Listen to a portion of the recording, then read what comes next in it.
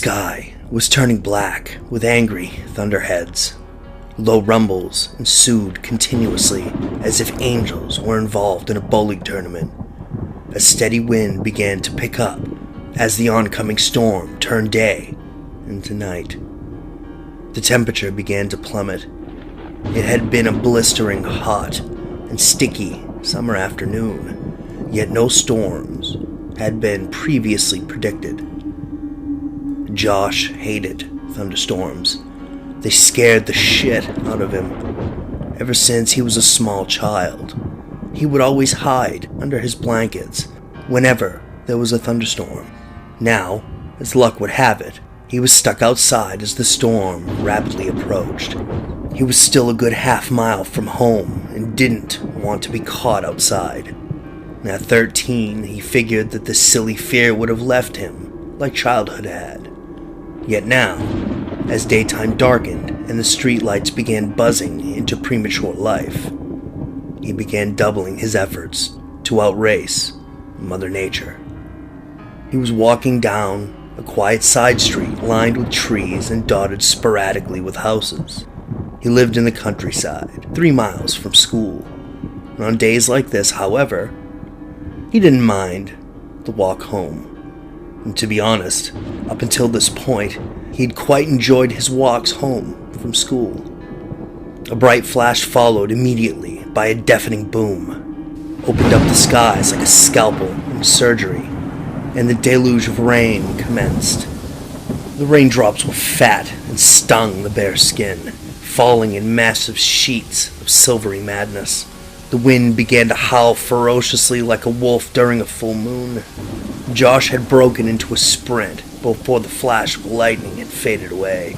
Another bolt of lightning zigzagged out of the sky, slamming into a tree on his right. The tree split down the middle. The sound of sizzling sap was barely audible, but there, the air reeked of ozone. There was no thunder, with the lightning strikes only feet away and nearly blinding Josh in the process. He came to a sliding halt on the drenched asphalt, soaking his shoes and nearly falling on his face as the split tree crashed into the road, blocking his path. The left shoulder of the road gave way to a steep rolling hill, not exactly the kind of path that could be taken in order to forge around a fallen tree. Josh turned on his heel to backtrack the way he had come, in hopes of finding a house somewhere, or something, that he could use to seek shelter. The way back was a yawning pit of blackness. The lightning had severed the power there as well, leaving no streetlights to illuminate the way. He began to run blindly down the street when another hot, white bolt crashed dead center in the middle of the street. Again, Josh stopped. He could see movement in the road. A person? Could it be? Had someone seen him trying to escape the storm and come along to offer root? Who's there? Josh called out tentatively. No answer. This figure, whoever it was walking toward him. The rain continued hammering down, thundering into the pavement, like the 4 horsemen had arrived to commence the apocalypse. The wind was relentless, bending the branches of the trees in violent arcs that made them appear as if they were bowing before Josh. Another flash of lightning, this one more distant, illuminated the road briefly, and Josh caught a glimpse of what he thought was white hair. What the hell was an elderly person doing outside in this? Granted, he could use a place of refuge, but this person was just plain crazy.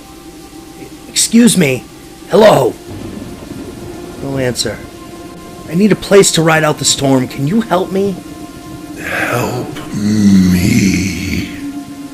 Josh was suddenly certain he didn't want any help from this individual. Maybe he could climb over the tree and get to his house. Before he could even begin to move, however, another flash illuminated this new companion. This time it lasted long enough to show Josh that it was not white hair, that he had seen, but rather a sun-bleached skull. Josh's stomach tumbled nauseatingly inside his abdomen. What in the hell was going on? Another jagged lightning bolt flashed out of the sky. It split just above the skeletal stranger and smashed into the concrete on the other side.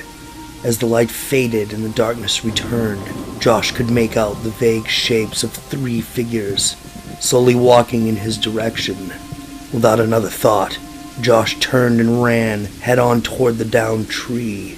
Lightning suddenly came in a blinding barrage, locking him inside of an electrical cage. As each bolt dissipated and returned to the heavens, they left behind another skeletal being, of which Josh had no interest in finding out what they were after. A brief reprieve in the lightning allowed him to reach the tree. There were now better than a dozen creatures following in his path. Help me. They all cried in unison. No fucking thanks, Josh replied to himself as he started clambering over the tree. The ringing in his ears from the blasts of lightning was maddening in its intensity. Josh could smell the burnt air. He would not be surprised if he learned that all of his hair had been singed off. Another howling gust of wind blew. Josh felt the force as it hit him head on. A branch was whipped in his face, knocking him backwards a pace and nearly sending him sprawling back onto the pavement. He did not know if these creatures could follow him over the tree, and he sure as hell was not sticking around to find out. Josh pushed his way through the several heavy, wet branches and burst through the other side. The laws of inertia were not in his favor, however, and because of this notion, Josh's forward motion caused him to fall face first on the pavement on the other side of the tree. Not really thinking, just reacting to the situation, he tucked his head instead of slamming face first into the tree trunk and then possibly the pavement.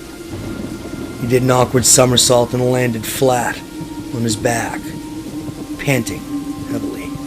The rain pelted his face as he instinctively closed his eyes, reopening them to slits so he had just enough light to see in order to regain his footing and to get home. The tree began shaking and twitching. Soon the bark could be heard scraping and splashing across the pavement. They were moving the tree. They were chanting "Help me" furiously now, like trapped victims after a horrific accident, as the tree continued sliding toward the steep hill just beyond the right shoulder. The lightning flashed again, further in the distance, and the echo was still loud, grumbling and angry. The wind howled mercilessly, and even though it did not seem possible, the rain came down harder than ever. Josh began to feel as if he would drown simply by breathing in the air around him. He got to his feet and turned to flee once again, when there was suddenly a pair of headlights glaring out at him, illuminating him like a weary doe in the middle of the street. They were halogen bulbs, furiously bright and maddeningly blinding. Josh had not heard the car approach, but then again, with the barrage of this ridiculous storm, he would have been lucky to heard a freight train from 5 feet away. That wasn't entirely true, of course, because Josh could still hear the tree as it was being moved.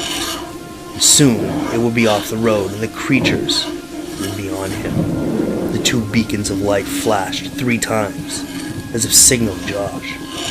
He began approaching the vehicle cautiously, unsure of what he should expect. And as he got closer, he could just make the outline of a passenger door being opened from the inside.